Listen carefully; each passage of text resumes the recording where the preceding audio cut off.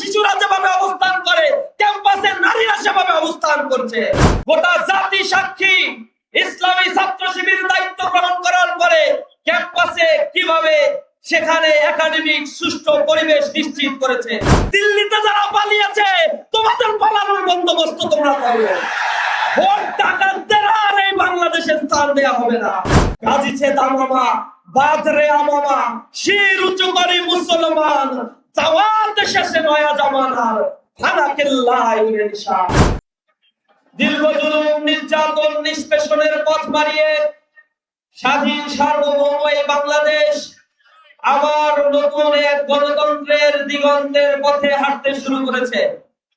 আমরা আশা করেছিলাম জুলাইয়ের রক্ত ভেজা এই জমিনে একটি চমৎকার নির্বাচন এই সরকার উপহার দিতে সক্ষম হবে।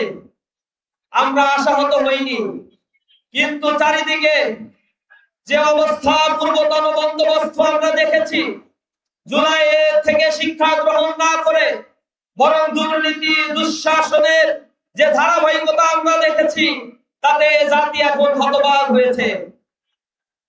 যারা দুর্নীতিমুক্ত বাংলাদেশ গড়ার জন্য জনগণের সামনে এখন কথা বলছে, এ জাতির মনে আছে 2001 সাল থেকে 2006 সাল পর্যন্ত হাওয়া ভবনের কথা। আমরা ভুলে যাই নাই কিভাবে জুলাই পরবর্তী 217 জন মানুষকে বিনা বিচারে আত্মকন্দলে হত্যা করা হয়েছে। আমরা ভুলে যাই নাই এদেশের মানুষকে লাঞ্ছিত করে কিভাবে প্রতিটি জায়গায় চাঁদাবাজি, টেন্ডারবাজির মহাযজ্ঞে পরিণত করা হয়েছে।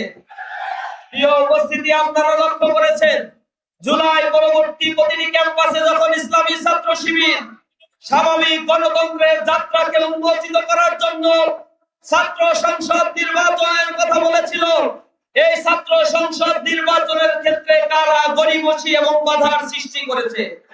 সকল বাধা মারিয়ে ইসলামী ছাত্র শিবির যখন প্রতিরোধ গড়ে তুলে ছাত্র সংসদ নির্বাচন করেছে, ছাত্র সংসদ নির্বাচন করতে বাধ্য করেছে, তখন শিক্ষার্থীরা আমাদের পক্ষে রায় দিয়ে নতুন একটি ক্যাম্পাস বিনির্মাণের জন্য আমাদের হাতে দায়িত্ব অর্পণ করেছে।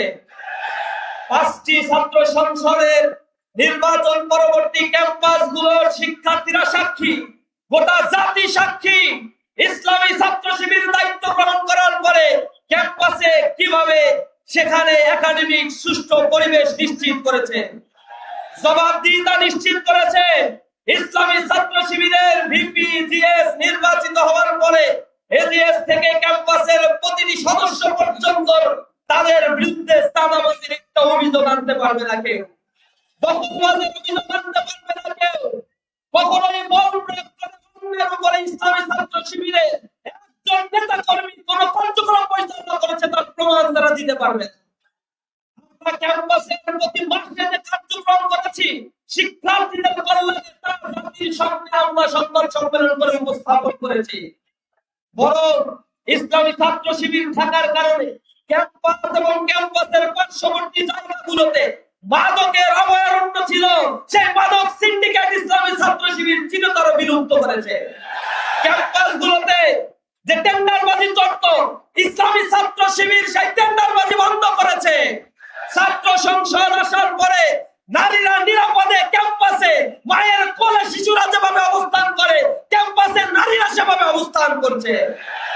সুতরাং এখানে যে বন্দোবস্তের কথা যারা বলছে, তারা ক্ষমতায় আসার পরে যে অশুভ লক্ষণ গুলো আমরা দেখতে পাচ্ছি, ক্ষমতায় যাওয়ার পরে তারা কি করবে জনগণ হারে হারে টের পেয়েছে।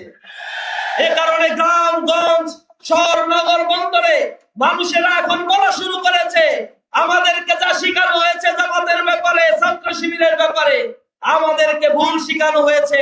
মুক্তিযুদ্ধের চেতনার কথা বলে জাতির মধ্যে বিভাজন তৈরি করে রেখেছে তোমরা, এ ট্রামকাটা এখন আর চলবে না ইনশাআল্লাহ। মানুষ জেগে উঠেছে, মানুষ এখন দাঁড়িপাল্লার পক্ষে, ইনসাফের পক্ষে কথা বলছে। যখন সাধারণ মানুষ দাঁড়িপাল্লার পক্ষে গণজোয়ার তৈরি করেছে, ঠেকাতে না পেরে এখন বলছে ঘরে ঘরে যে মহিলারা জামাতের পক্ষে ভোট চাইতে আসে তাদেরকে বেঁধে রাখবেন, 999 কল দিবে। মাথা খারাপ হয়ে গেছে, কেন 999 কল দিবেন? দাঁড়িপাল্লার পক্ষে ভোট চাইতে পারবা না, দাঁড়িপাল্লার পক্ষে যদি ভোট দাও তাহলে কেন্দ্রে তোমরা যেতে পারবা না। সর্বশেষ এই কথা শুনেছিলেন কাদের মুখে? ফ্যাসিবাদ এই কথা বলছিল না? 17 বছর ভোট দিতে দিছে। আমি ভোট দিতে পারি নাই 17 বছর, আপনারা পারছেন? ভোটাধিকার পাইনি। আমার ভোটাধিকার হরণ করতে যারা চায়, জুলাইয়ের কথা স্মরণ করো। দিল্লিতে যারা পালিয়েছে, তোমাদের পালানোর বন্দোবস্ত তোমরা করো। ভোট ডাকাতদের আর এই বাংলাদেশে স্থান দেয়া হবে না।